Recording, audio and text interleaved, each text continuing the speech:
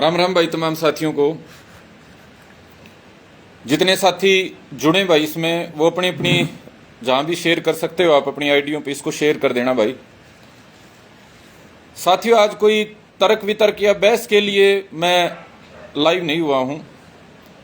कोई प्रमाण देने के लिए या किसी भाई से प्रमाण लेने के लिए मैं लाइव नहीं हुआ हूं। सिर्फ जो व्यवहारिक बातचीत होती है ना, जो मैं और आप मिलके जो अपने परिवारों में, आसपास में, समाज में, गांव में जो चीजें देखते हैं, व्यवहारिक चीजें, ये पिछले कई महीनों से मैं ये देख रहा हूं। खासतौर पे किसान आंदोलन के बाद बिना बात के तर्कशील हो गए हैं। हमारा पूरा जो यूथ है ना, वो ऐसे ऐसे कुछ तो आईटी सेलें चल पड़ी। इन्होंने ये तर्क गढ़ने की ताकत दे दी। जहां जरूरत भाईचारे में एक बात कह के खत्म हो जाती, राम राम अनिल भाई, जहां भाईचारे में एक बात कह के बात खत्म हो जाती, वहां हम प्रमाण पेश करने लगते हैं कि भाई फलाने टाइम में ये होया था, उस टाइम में ये हुआ। अरे भाई, जरूरत क्या होती है? जब भाईचारे से दो बात कह के कोई बात निपट जाती है तो आवश्यकता नहीं होती कि बिना बात के बड़ी बड़ी बातें करी जाएं। मेरे तमाम जितने साथी हैं, आपसे मैं आज जो बात कर रहा हूं वो सिखों के बारे में, हिंदुओं के बारे में, जाटों के बारे में, हरियाणा के बारे में, पंजाब के बारे में, इन विषयों पे बात कर रहा हूं। सबसे पहली मेरे भाई जो बात है, इस बात में ये हमारे सिख भाई पिछले काफी महीने से, बल्कि सालों से, कोई भी बात हो जाती है ना, वो पिछली बातें उठाने लगते हैं कि भाई सिखों ने बलिदान दिए, सिखों ने देश के लिए कुर्बानी दी, आजादी की लड़ाई में योगदान दिए। भाई ये प्रमाण देने की आवश्यकता नहीं है। मैं मेरे तमाम सिख भाइयों से कहना चाहता हूं, ये तो सभी को पता है गुरुओं ने कितने बड़े बलिदान दिए। क्या किसी को अब ज्ञान देने की, बताने की जरूरत पड़ेगी इस बात के लिए भी? भगत सिंह और जो अंग्रेजों से लड़ाई में जो त्याग दिए करे गए हैं, जो फांसी चढ़े हैं जो सिख हमारे भाई, वो प्रमाण की जरूरत नहीं है। हर कोई छोटी सी बात पे फंसा देता है कि भाई ना ना देखिए कितने, अरे भाई दे रखे हैं बलिदान, सम्मान देने लग रहा है उसके लिए, देश हमेशा आभारी है देश उसका। तो ये बलिदानों के प्रमाण देने की जरूरत क्यों पड़ रही है भाई? छोटी छोटी बातों में पड़ रही है। पहले मैं इस दरबार साहब की घटना का जिक्र कर देता हूं। क्या घटना हुई दरबार साहब में? वो वीडियो, ओरिजिनल वीडियो भी आ लिए। वो लखनौरा का परिवार था और अपनी बेटी और बहन को लेके, वो भाई राजीव मेहता उनका नाम है, वो गए हुए थे वहां पे। नॉर्मल सी घटना हुई। उसने चेहरे पे, वो बाघा बॉर्डर से आए थे, उसने लड़की ने चेहरे पे वो लगा रखा था तिरंगा, नॉर्मल सा वहां होता है ना। इसमें कोई साजिश थी ना कोई षड्यंत्र था। उसने वहां के जब एंट्री करी तो किसी सेवादार ने उसको टोक दिया। टोक देते हैं, ये भी कोई बड़ी बात नहीं। अब जब वापस उससे सवाल पूछने लगे तो उसने जो जवाब दिया सेवादार ने, वो बड़ा उसने मतलब एक, क्या तो तैश में दिया होगा, फ्रस्ट्रेशन में दिया होगा, या उसकी मानसिकता ऐसी बना रखी होगी। इस पे भी कोई बड़े लंबे चौड़े सवाल नहीं। उसने जवाब ऐसा कड़वा दे दिया कि वो बात सबको पिंच कर गई कि भाई ये है ना, तिरंगे की वजह से तेरे को जाने नहीं दे रहे, और ये पंजाब है, इंडिया नहीं। ये सभी ने सुना है। अब कई भाई क्या है, हमारे जो हैंडल है सिख भाइयों के जो हैं आईटी के, वो उसको म्यूट करके और अपना अपना चला रहे हैं। देखिए वो पहले लड़की गई थी, पहले उसके चेहरे पे तिरंगा नहीं था, बाद में तिरंगा लगाया है। मेरे भाई वो जो सारी घटना है, एक हरियाणा तक चैनल पे आई हुई है, मैं लिंक डाल दूंगा। उसने खुल के बताया है लड़की के पिता ने कि पहले हम गए, पहले ये सारी घटना हुई, उसके बाद जो ग्रंथी थे वहां पे वो आए, उन्होंने बड़े प्यार से बात करी और कहा कि बिना दर्शन करे आप मत जाना। फिर उन्होंने कहा कि आप ये उतार दो, वो मतलब डिसेंसी और यहाँ की जो परंपरा है, या जहाँ का जो मतलब एक डेकोरम है, वो इसकी अनुमति नहीं देता है। तो उस लड़की ने, बेचारी ने, वो उतार दिए। उसके उतारने की वीडियो बना ली बाद में, उसको पहले कह के चला रहे हो। तो आईटी सेल के, मेरा जो कहना है भाई, मैं इस विषय पे लंबे चौड़े ये है ना, ये जो आईटी सेलों वाले तर्क वितर्क नहीं करना चाहता। एक लाइन में बात खत्म हो जाती। मेरे तमाम सिख भाइयों से मैं कहना चाहता हूं भाई, यही सवाल उठाया गया था ना, भाई तिरंगे का अपमान कराया है, भारत का अपमान कराया है। तमाम सिख भाइयों ने एक ही बात कहनी थी कि भाई हम तिरंगे का सम्मान करते हैं, भारत का सम्मान करते हैं, और कल कोई तिरंगा की वजह से यहाँ एंट्री पे कोई प्रतिबंध नहीं है। कोई डिसेंसी की बात है, वो अलग बात है। उसको कहने की बजाय भाई कल से उदाहरण पे उदाहरण दिए जा रहे हो, फलानी कुर्बानी, ये जरूरत नहीं है भाई इतनी वो कहने की। एक लाइन में बात खत्म होती। आपको अपनी देशभक्ति के लिए प्रमाण देने की जरूरत ना थी, ना है, ना होगी। लेकिन ये कई बार बिना जरूरत के घटनाएं हो जाती हैं। कई तो मैनिपुलेटेड घटनाएं होती हैं जो पीछे से तैयारी करके होती हैं। आपका दुश्मन आपको ट्रैप में फंसाने के लिए तैयारी करके कोई षड्यंत्र रचता है। कई तो तब होती हैं घटनाएं, लेकिन कई बिना जाने हो जाती हैं। जो हमारा भाई था जो सिख, वहां स्वर्ण मंदिर में जिससे ये बातें कही गई, अननोइंगली कही गई, या कैसे भी कही जा सकती। कई बार हम भी खुद अपनी लाइफ में नहीं देखते, अपने किसी निजी साथी को भी ऐसी गलत बात कह देते हैं जो जिसका कोई औचित्य आधार ही नहीं होता, मुंह से निकल जाती है, बाद में होता है यार बात के कहने की थी, लेकिन मुंह से निकल गई बात तो उसको सुधारा जाता है मेरे भाई। उसको ऐसे नहीं कि उसको डिफेंड करने के लिए आप लंबे लंबे तर्क गढ़ो, कोई आवश्यकता नहीं है सिखों को अपना बलिदानी का इतिहास याद दिलाने की। सारे देश को पता है, सारी दुनिया को पता है, ना ही मेरे भाई कभी जरूरत पड़ेगी। सिर्फ इतनी सी जरूरत है कि आपके बीच में जो कट्टरपंथी तत्व हावी हो रहे हैं, मैं साफ कहना चाहता हूं मेरे सरदार जितने भाई हैं, भाई आपके बीच में 1% भी नहीं होंगे वो कट्टरपंथी तत्व जो जानबूझ के अलगाववाद का एजेंडा उनके दिमाग में किसी भी कारण से हो सकता है। वो कम्युनिटी बेनिफिट के लिए हो सकते हैं, कहीं से प्लांटेड हो सकते हैं, या दिमाग विकृत हो जाता है कई बार। एक जाति में, एक पंथ में, एक मजहब में, समाज में, देश में सारे आदमी कभी अच्छे नहीं होते। एक परिवार में 10 आदमी हैं, उनमें भी जरूरी नहीं कि सारे अच्छे हों। तो ये कड़वी सच्चाई है मेरे भाई। मैं मेरे सिख भाइयों से ये अनुरोध करना चाहता हूं कि आपके जो 1% से भी कम आप में कट्टरपंथी हो गए हैं, जो बिना बात का सिर्फ समाज को बांटने का, जहर बोने का, देश के खिलाफ, हिंदू धर्म के खिलाफ आग उगलने का, जहर उगलने का काम करते हैं, उनके ऊपर भाई आपने अंकुश लगाना पड़ेगा। और सेम यही मैं मेरे हिंदू भाइयों से कहना चाहता हूं। कई मेरे सिख भाई कह देते बोला भाई ये हिंदू राष्ट्र की मांग कर रहे, देश को दोबारा से कह रहे सबको मार काट दो, हिंदू हिंदू बच जाएंगे, इनके बारे में क्यों नहीं बोलते? भाई मैं तो बहुत बार बोल चुका हूं। कई साथी पहली बार जुड़ते हैं, उनको लगता है कि मैं तो भाई एक मतलब टारगेट करके किसी को बोल रहा हूं। ये 1% कट्टरपंथी हिंदुओं में है भाई, मुसलमानों में थोड़े से ज्यादा हैं, 2 से 3, 4, 5% होंगे, लेकिन ये थोड़े थोड़े जो कट्टरपंथी हैं ये हमारे देश का भविष्य तय नहीं कर सकते। और इनको यदि रोकना है तो खुद रोकना होगा। हिंदुओं के जो कट्टरपंथी है मेरे भाई, उनको आप प्रोटेक्ट नहीं कर सकते हिंदू होने के नाते। हम कभी प्रोटेक्ट नहीं करते। हमारा जाट कोई गलती कर देना, हरियाणा में खास बात है जो पूरे, मैं कह रहा हूं पूरी धरती पे नहीं मिलेगी किसी जाति कौम में। हमारा आदमी गलती कर देता है, सपोज करो किसी बिहारी के साथ झगड़ा हो गया किसी जाट का, तो हमारे जो बाकी जो जाट भाई है ना, वो उस जाट को प्रोटेक्ट नहीं करेंगे, उस बिहारी को प्रोटेक्ट करेंगे। चाहे हो सकता है कि गलती 2-5% उस बिहारी की हो, लेने देने पे कभी गांव में झगड़ा हो गया ना, बिहारी जो बेचारे मजदूरी करने आते हैं, तो बराबर में जाट खड़े मिलेंगे, वे तू गलत कर रहा है, अपने आदमी को गलत कहने की हिम्मत करते हैं। और बहुत जगह पे मैंने देखा है, मेरे सिख भाइयों अभी ये तो प्रत्यक्ष चल रहा है, आदमी गलती कर देता है उसको डिफेंड करने लगते हैं। अब ब्रिटेन में जो भारत के दूतावास पे तिरंगे को उतार के फेंका गया था, क्या इस बात के लिए खुद कहने की जरूरत नहीं थी वह गलत काम कराया गया?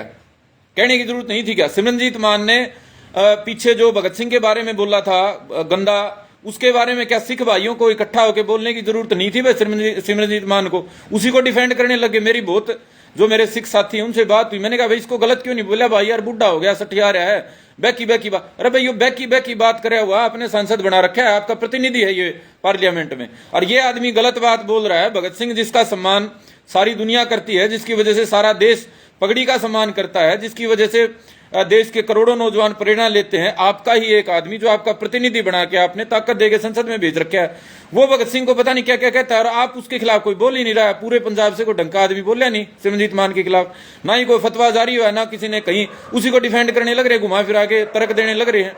भाई जो देश के खिलाफ जो चीजें 1, 2, 5, 7 व्यक्ति कर रहे हैं, कोई विदेश में बैठा कर रहा है, कोई यहां कर रहा है, उसके खिलाफ यदि खुद सिख नहीं बोलेंगे तो मेरे भाई कोई और जरूर बोलेगा। अब मेरा साथी कोई गलत कर रहा हो, कोई गलत काम कर रहा हो, पहली जिम्मेदारी तो मेरी बनती है ना कि भाई मैं उसको रोकने का काम करूं। यदि मैं नहीं रोकूंगा मेरे भाई तो कोई दूसरा तो जरूर रोकेगा, उसको ऐसा फ्री थोड़ा ही छोड़ दिया जाएगा। अब मेरा भाई कोई गलत काम करने लग जाए, मैं उसको मतलब शह देने लग जाऊं या उसके आगे चुप रहने लग जाऊं, तो कल मेरे भाई उसके साथ और कोई गलत बोलेगा भी और उसको रोकेगा भी, उसके साथ गलत भी करेगा। अब जो ब्रिटेन में तिरंगे झंडे को दूतावास से उतार के फेंका गया, बिल्कुल गलत घटना थी भाई। हमारे लिए तिरंगा अपने जीवन से बढ़ के है, तिरंगे में लिपट के लाखों कुर्बानियां हुई हैं तिरंगे में। मेरे को ये कहने की जरूरत नहीं है कि हजारों लाखों पंजाब के हमारे फौजी भाइयों ने तिरंगे के लिए शहादत दी है, तिरंगे में लिपट के उनकी जो है अंतिम जो वो आई है, अंतिम जो आया है, मतलब तो तिरंगे के मान सम्मान के लिए क्या किसी हिंदू भाई को या किसी ABCD किसी को भी सिखों को समझाने की जरूरत पड़ेगी? क्यों पड़ रही है? क्योंकि मेरे भाई जब कोई एक्ट हुआ ना वहां ब्रिटेन में दूतावास के आगे, तो किसी ने भाई कंडेम नहीं करा। गुड़गांव में एक रैली निकाल ली, लेकिन पंजाब से बताओ कहां आवाज आई भाई? भगत सिंह के सम्मान पे, तिरंगे के सम्मान पे, ये मेरे भाई किसी को आपको कहने का मौका नहीं देना चाहिए था। सिमरनजीत मान ने गलत बोला था तो वहां आपको इकट्ठा होके, चाहे अकाल तख्त नहीं करता, व्यक्तिगत तौर पे आप छोटी सी पंचायत करके कह देते भाई बूढ़े तू गलत कर रहा है, हमारे यहाँ करके दिखा दो ना कोई, हमारे यहाँ कोई किसी को भी, छोड़ो हमारे चौधरी छोटू राम को, भगत सिंह को, कोई और किसी बार वाले महापुरुष को भी गलत बोल के दिखाओ ना, हमारे वाले इकट्ठे करके जूत गाड़ेंगे उसके, बोल के तो दिखाओ कोई। मेरे भाई अपना आदमी गलती कर रहा है तो उसको आप नहीं टोकोगे, मैं फिर रिपीट कर रहा हूं, तो उसको दूसरे टोकेंगे, दूसरे उसको टोकेंगे, फिर आपकी वो गर्व आत हो जाएगा, है ना। मेरा कोई मान ले जाट भाई गलती कर देता, मैं उसको टोकू ना, दूसरे उसको जूत मारे तो मैं उसको अपनी उस पे ले लूंगा ईगो पे कि यार मेरे भाई को जूत मार दी इसने, तो मेरे भाई को गलत बोल दिया। भाई अपनी जिम्मेदारी नहीं ठावांगे तो दूसरा तो भाई फिर तो उसको कहां तक कौन प्रोटेक्ट करेगा। और फिर आगे मेरे भाई साजिशों की बात, ये जो दौर चल रहा है ना, ये बहुत बड़े लेवल का पॉलिटिकल साजिशों का दौर चल रहा है। ये जितनी भी आप बातें कहते हो ना कि बोला आरएसएस साजिश कर रहा है, बीजेपी साजिश कर रही है, मैं आपकी बात को बड़ी कर देता हूं कि भाई बीजेपी, आरएसएस और बहुत सारी पॉलिटिकल पार्टियां, विचारधाराएं चाहती हैं वे देश में धर्म के नाम पे डिवीजन हो। आपकी बात बड़ी कर दी मैंने, वो मौके की तलाश में रहते हैं कि कहीं मौका मिले और हम उसको आग में घी डालने का काम करें। एक तो आप ये माना करो कि हर जगह आरएसएस का आदमी ही वो करता है, घटनाएं हो जाती हैं, जैसे दरबार साहब में एक घटना होगी, इस घटना को ऐसा नहीं है कि ऑर्गेनिक तरीके से ये अपने आप फैल गई, ये 5-7 लोगों के पास गई होगी, किसी हो सकता है कट्टरपंथी के हाथ लग गई होगी, उसने इसको बड़ा बना दिया होगा, हो सकता है वो सरकार का आदमी हो, या हो सकता है जो विपक्ष के जो लोग हैं उनका भी हो सकता है। तो मैं यही मान लेता हूं कि भाई सरकार साजिश कर रही है सिखों को, हिंदुओं को लड़ाने की, सरकार साजिश कर रही है कि सिखों को अलग आइसोलेटेड दिखाया जाए, सरकार साजिश कर रही है कि हमने सिखों को कोई सबक सिखाना है इसलिए इनको आइसोलेट करना है, आपको बदनाम करने का कोशिश कर रही है। तो आप मौका क्यों दे रहे हो भाई? मैं उन तमाम सिख भाइयों से ये बात कहना चाहता हूं बड़ी विनम्रता से कि आप जो ये कह रहे हो ना सरकार साजिश कर रही है, सरकार साजिश, भाई आप मौका क्यों दे रहे हो सरकार को साजिश करने का? आपके भीतर क्या वो समझदार तबका नहीं है? मैं बहुत सारे यहाँ पंजाबी चैनलों के इंटरव्यू देखता हूँ, बड़े बुद्धिजीवी विचारक साथी बैठते हैं, उनको सारी चीजों का पता है, लेकिन मेरे भाई कोई ये बिल्ली के गले में घंटी बांधने की कोशिश क्यों नहीं कर रहा कि हमारा कोई सिख भाई गलती कर रहा है, हम उसको इकट्ठा होकर उसको नावे तू गलत कर रहा है। और 2-3 बातें ही निकल के आ रही हैं, भारत देश की एकता और अखंडता, तिरंगे का सम्मान और भगत सिंह का सम्मान, चौथी कोई और बात आपकी आ नहीं रही और कोई नई रामायण छेड़ रहा हो। हाँ, विदेश में बैठे जो हैं वो आईटी सेल वाले, वो तो ऊपर भगवान शिव की फोटो लगा ली, भगवान राम सीता, किसी के लगा के नीचे गालियां देना शुरू कर देते हैं इंस्टाग्राम पे और वो चीजों पे। तो उनको मैं फिलहाल अभी ना भी अगर उनको मैं आपके सामने यहाँ पेश करूं, बहुत गंदी गंदी गालियां दे रहे हैं, बहुत गंदे गंदे उनके वो है। एक हमारा साथी है यूरोप में है, उसको तो मतलब घर में उसकी माता का नंबर लेके माता को गालियां देने लग गए। तो मेरे भाई ये विदेश में जो बैठे हैं उन पे मैं चला जाऊंगा तो इनके तो 100 करते हैं, लेकिन मोटे मोटे मैंने 3 आपको बता दिए। भारत देश के टुकड़े करने का कोई आदमी कहता है तो उसको आप कहो भाई ना तू गलत कह रहा है, ये पॉसिबल नहीं है भाई, और ये हमारे देश के सम्मान के खिलाफ और जो शहीदों ने कुर्बानी दी उसके खिलाफ है। हम तेरा विरोध करते हैं, अब तेरे साथ कोई नहीं है। अमृतपाल ने जब ये कहा कि मैं भारत का नहीं हूं, मैं तो सिर्फ पासपोर्ट के लिए हूं, मेरा तो अलग देश है, कंडेम करना चाहिए था आपने कुछ उसको कहा सुना है ही नहीं। जब वो पूरा बाउंडर खड़ा होगा तो फिर कहने लग रहे हैं तो बीजेपी की साजिश, क्यों मौका दे रहे हो बीजेपी की साजिश का? दूसरा मेरे भाई, जब भगत सिंह का अपमान कराया गया था और बार बार कराया जा रहा है, एक बार नहीं करके छोटा, बार बार कराया जा रहा है। ये सिमरनजीत मान की कई भाई अब कह देते हैं बिला पे बुढ़ापे में आके ऐसी बातें।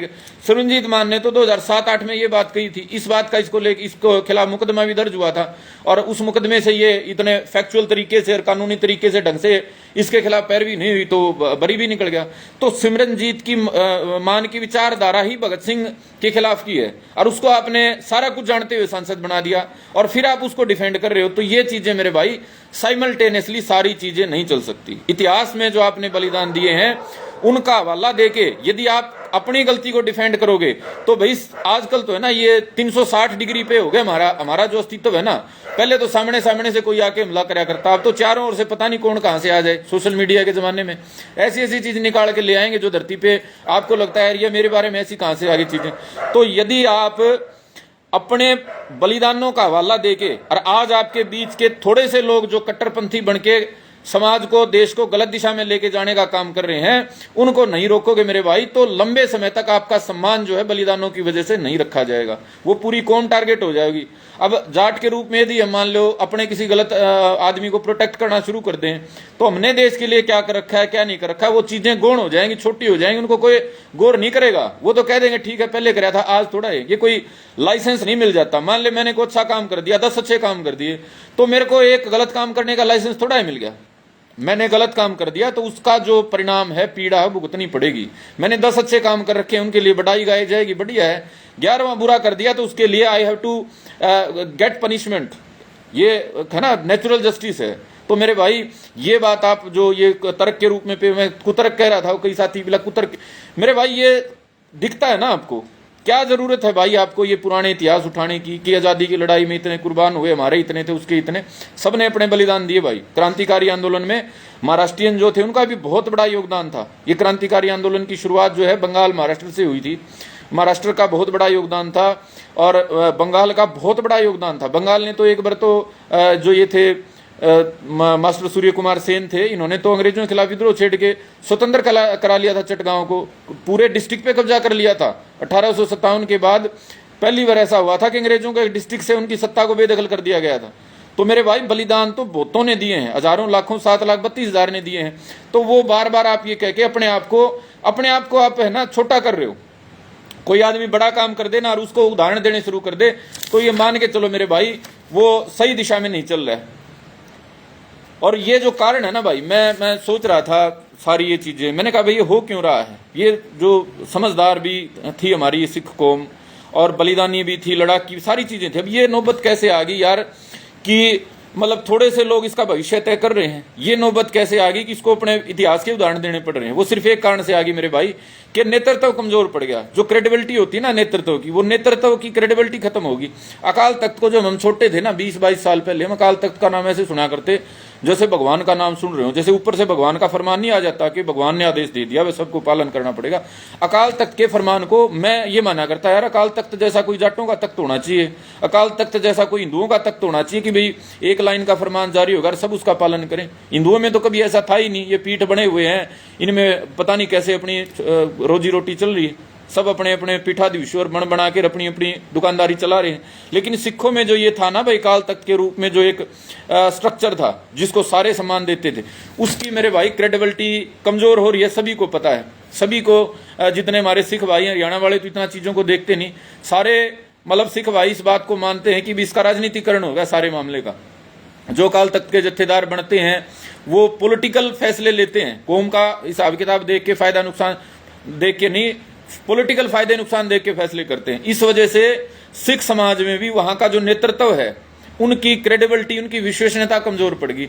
और जब मेरे भाई सुप्रीम अथॉरिटी की विश्वसनीयता, क्रेडिबिलिटी पे सवाल खड़े हो जाते हैं ना, तो फिर ये फ्रिंज जो एलिमेंट्स है, अमृतपाल जैसे, सिमरनजीत मान जैसे, या विदेशों में बैठे कट्टरपंथी, ये मान के चलो इनकी से हो जाती है, इनकी सुनवाई होने लगती है और ये कम्युनिटी के प्रतिनिधि बन जाते हैं। अमृतपाल सिंह को मैं नहीं कहता कि भाई लाखों सिखों का समर्थन था, मैं नहीं कहता कि ब्रिटेन में जो तिरंगे का अपमान करे उसके साथ सारे पंजाब के साथी उन गलत आदमियों के साथ खड़े हैं, मैं नहीं कहता कि सिमरनजीत मान जो भगत सिंह के बारे में गलत बोल रहा था उसको मतलब सिख समाज समर्थन करता है। लेकिन मेरे भाई जब आपका प्रतिनिधि के रूप में जो चेहरा बन जाता है, वो जब गलत हो जाता है, जो नेतृत्व आपका जो दिखने लगता है बाकी लोगों को, वो जब गलत होता है, तो फिर आपको उसके दुष्परिणाम भुगतने पड़ते हैं। आपको जो ये यहाँ गालियां खानी पड़ रही है ना अलग अलग ये लोगों से, कई तो मैं मानता हूं कि क्रेडिबल नहीं है, जो हिंदू के रूप में यहाँ आईडी बना के, जाट के रूप में आईडी बना के गलत गलत कह रहे, लेकिन मेरे भाई वो कमी आपने पैदा करी है और उसको कमी को सुधारने का काम भी आपने करना पड़ेगा। और हाँ भाई, एक सिख भाइयों से मैं कहना चाहता हूं, सिखों की और जाटों की भी और तमाम जो हमारे यहाँ जो परंपराएं थी गुरु साहब से लेके, उनसे पहले भी हिंदुओं में भी यही थी। हम यदि तकड़े की और कमजोर की लड़ाई हो जाती ना, वे ठाडे की माड़े की लड़ाई हो जाती। हमारे यहाँ तो आज तक भी है, जाटों में तो ये, हरियाणा में तो ये, हरियाणा का कल्चर ही है ऐसा, बाकी तो मैं नहीं कह सकता कहीं बचा हुआ है। वे ठाडे की माड़े की लड़ाई में माड़े का पक्ष लिया करते, बात का बाद में पता करा करते। अगर दो आदमी लड़ाई हो जो कमजोर दिखन उसको पक्ष में जाके लठ ले खड़े हो जाया करते। ये जो परंपरा थी ये गुरुओं की परंपरा थी। गुरु साहब ने जो मुगलों से लड़ाई लड़ी, जो औरंगजेब से लड़ाई लड़ी, पहले जहांगीर से लड़ाई लड़ी, वो कमजोर को प्रोटेक्ट करने के लिए लड़ी, कमजोर के साथ खड़े होकर लड़ाई लड़ी। और आज मेरे भाई जो ये चीजें घटित हो रही है ना, 2-3 और घटनाएं हैं, मैं लंबा हो जाएगा मामला, लंबा ये हो जाएगा। ऐसा देखने में आया कि ताकतवर का पक्ष ले लिया। ये जो फैमिली अभी गई हुई थी स्वर्ण मंदिर में, ये मेरे भाई बड़े इज्जतदार आदमी हैं, अपने गांव के 2 बार सरपंच रह लिए और इनकी दरबार साहब में आस्था थी तभी ये वहां गए थे। अब इनको डिफेंड करने वाला या इनको ये कहने वाला कि नहीं भाई कोई नहीं, जो हुआ उसको वो करते हैं, वो तो एक भी नहीं हुआ। और इनके खिलाफ पता नहीं कहां कहां से तर्क निकाल के लेके आ रहे हैं। एक वो जो हमारे साथी मेरे मैसेज भी आए हुए थे, बोला भाई ये लड़की की तो आईडी है ना, ये जहर उगलती है सिखों के खिलाफ। भाई वो इस लड़की की आईडी नहीं है, वो जिसको आप यहाँ कोट कर रहे थे, मेरे पे मैसेज भेज रखे हैं, वो कोई भाजपा की आरएसएस की वो ऑफिशियल कह लेना प्रवक्ता टाइप की, मतलब उनकी स्पोक्स पर्सन टाइप की, या उनकी जो कट्टर कार्य उसकी आईडी है। इस बेचारी की आईडी नहीं है भाई। इसको मतलब आप डिफेम करने का इसमें काम ना करो। बस भाई इतनी मेरी बात थी। मैं अपने तमाम भाइयों से कहना चाहता हूं, हाँ हिंदुओं के बारे में भी भाई कई भाई कह देते हैं बोला भाई ये इनके बारे में नहीं कहते आप कि वे हिंदू राष्ट्र। भाई मैं तो खुल के कह लिया, हमारे जो मंदिर हैं, आप ये ना सोचो कि इस घटना को लेके हम कह रहे हैं। मंदिरों को भी, बहुत सारे मंदिरों को तो खाली पैसे जोड़ने का अड्डा बना रखा है, बड़े बड़े मंदिरों को बना रखा है, छोटा क्या कहूं, वहां भी टिकट लेके पैसे लेके दर्शन होते हैं, वीआईपी दर्शन। इवन महाकाल में क्या है, महाकाल मंदिर में वहां भी नॉर्मल दर्शन के इतने, थोड़ा सा पास में जाने के 250, और पास में जाने के 750, और पास से गर्भगृह में जाने के 1500। तो हिंदुओं में भी भाई मंदिर वाले जो हमारे महंत जो बने हुए, इन्होंने भी कोई कच्ची कसर नहीं छोड़ रखी। हम बोल भी लिए, लेकिन चूंकि हमारा विषय नहीं है बार बार का, इसलिए कोई ये है नहीं कि उनके खिलाफ कोई जन आंदोलन खड़ा करें। हिंदुओं में भी मेरे भाई बहुत सारी कमियां हैं, बहुत सारे मठाधीश बने हुए हैं जो धर्म का बेड़ा गर्क कर रहे हैं। और उनमें से मैं ये नहीं कहता कि सारे ही मतलब बुरे हैं, उनमें से भी कुछ अच्छे हैं।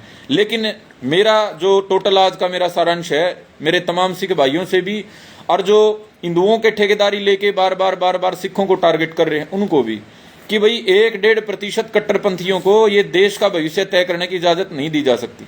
ना तो हिंदुओं का भविष्य वो 1-1.5 कट्टरपंथी तय कर सकते हैं जो बिना बात के जय श्री राम के नारे लगाते हैं।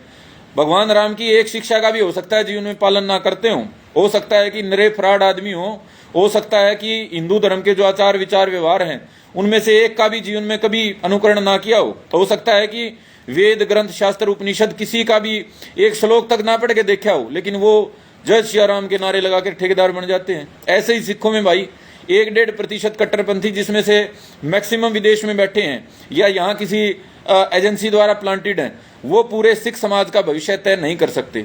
और ये जो तय करने लग रहे हैं आज के दिन, तो देखो बनी हुई है परिस्थिति, यही लोग स्पोक्स पर्सन बने हुए हैं। जो 1-1.5% जो हिंदुओं के ठेकेदार हैं वो हिंदुओं के प्रतिनिधि बन रहे हैं, पूरे समाज का ठेकेदार बन के बाकी जगह बदनामी करा रहे हैं। और सिख समाज में भी जो थोड़े से चुनिंदा से कट्टरपंथी हैं, ये सिखों के स्पोक्स पर्सन बने हुए हैं। क्यों बने हुए हैं? हिंदू वालों को हिंदू नहीं रोक रहे और सिखों वालों को ये सिख नहीं रोक रहे भाई, ये क्लियर है। तो ये खुद ही करना पड़ेगा भाई, नहीं तो अगर खुले में जाएगी ना बात, तो उसमें बिना बात की जो अपमान है, बेइज्जती है, वो सहन करनी पड़ेगी। तो ये मेरे तमाम भाइयों से मेरा अनुरोध था कि जो बातें एक लाइन में खत्म हो सकती हैं उनको लेके रामायण खड़ी करने की जरूरत है नहीं। ये स्वर्ण मंदिर की घटना सिर्फ इतनी थी कि तिरंगे के ऊपर सवाल खड़ा कराया था, दूसरा ये कहा था भाई ये पंजाब है, इंडिया नहीं। उस पे ऊपर एक लाइन की स्टेटमेंट से बात खत्म हो जाती कि भाई ये तो कोई फ्रस्ट्रेशन में या तनाव में या अलग कॉन्टेक्स्ट में बात कही गई है। ये ना तो तिरंगे का अपमान हम करते, कल कोई तिरंगा लेके आ जाएगा वो भी हमारा अपना है, तिरंगा हमारी आन बान शान, इतनी बात से बात खत्म हो जाती है। उसको लेके यहाँ IT सेलों का युद्ध घमासान छिड़ा हुआ है, उसकी जरूरत नहीं है। तो मैं मेरी बात को विराम देता हूँ भाई, और मेरे तमाम साथियों से मैं अनुरोध करता हूँ, मेरे कुछ साथी जुड़ना चाह रहे थे, देख रहा हूँ कौन, सचिन सोनी पुनिया, सोनी काफी लंबा हो गया मेरे भाई, देखता हूँ आप अभी अवेलेबल हो क्या। हमारे विदेश में बैठे साथी थे भाई, मैं मिस कर गया था, ये साथी जुड़ना चाह रहे थे। वहां जो हो रहा है ना लगातार, कुछ प्रतिशत लोग जो ठेका लेके सिखों का और वहां बदनाम करने का काम कर रहे हैं, कभी तिरंगे को जला रहे हैं, कभी भारत के दूतावास पे हमले कर रहे हैं, कभी देवी देवताओं पे बिना बात की जो कहते हैं गाड़ियां उनको दे रहे हैं, तो वो जुड़ना चाह रहे थे, मैं मिस कर गया भाई। फिर कभी जोड़ेंगे भाई सोनी, अभी आप अवेलेबल नहीं हो।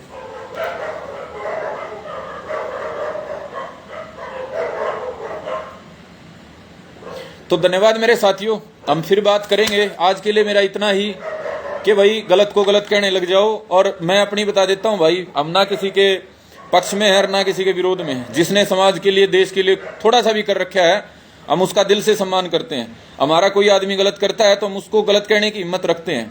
तो मेरे भाई ये हिम्मत मेरे तमाम, मैं सिख भाइयों से कहना चाहता हूं भाई ये हिम्मत अपनी पैदा कर लो। नहीं पैदा करोगे भाई तो बिना बात की जो ये आईटी सेल की गालियां खानी पड़ती है ना, ये अलग अलग माध्यम से ये बिना बात के दुष्प्रचार सहन करने पड़ते हैं मेरे भाई, ये फिर सहन करने पड़ेंगे आपको। अपना आदमी गलत कर रहा है उसका कान पकड़ोगे, तू गलत कर रहा है। और अकाल तख्त की अथॉरिटी को, मैं तो कोई नहीं हूं आपको सलाह देने वाला, लेकिन ऐसा कोई अगर सिखों में मूवमेंट चले कि दोबारा अकाल तख्त की जो क्रेडिबिलिटी है वो बहाल हो, तो वो सिख समाज के लिए भी, हिंदू समाज के लिए भी और देश के और दुनिया के भविष्य के लिए भी बढ़िया होगा भाई। धन्यवाद साथियों, सभी का बहुत बहुत धन्यवाद। भारत माता की जय, वंदे मातरम, हमारा भाईचारा जिंदाबाद।